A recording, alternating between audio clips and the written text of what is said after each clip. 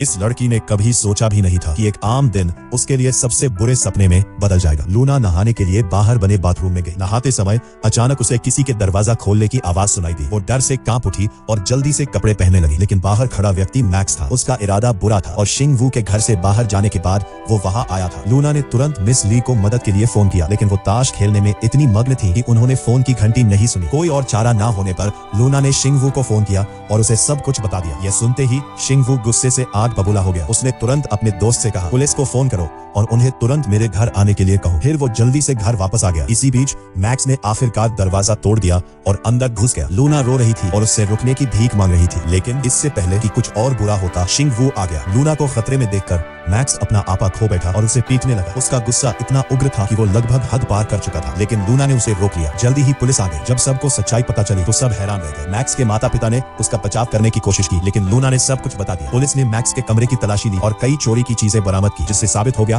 कि वो निर्दोष नहीं था। लेकिन मैक्स ने फिर भी झूठ बोला और कहा कि वो नशे में था और बाथरूम को शौचालय समझ बैठा था। तभी लूना ने एक और सबूत पेश किया। उसने मैक्स पर अपना लैपटॉप चुराने का आरोप लगाया। जब सीसीटीवी फुटेज देखी गई तो मैक्स उसी दिन के कपड़े पहने हुए दिखाई दिया। आखिरकार सबको सच्चाई पता चल गई। मैक्स की मां ने लूना से अपने बेटे को माफ करने की गुहार लगाई, लेकिन शिंग वू ने लूना से कहा, ऐसे लोगों पर कभी दया मत दिखाना। अंत में मैक्स को गिरफ्तार कर लिया गया। बाद में लूना घर लौट आई, लेकिन वह अब भी सदमे में थी। उसकी दादी ने उसे दिलासा देते हुए कहा, जब तक शिंग वू तुम्हारे साथ है, कोई तुम्हें नुकसान नहीं पहुंचा सकता।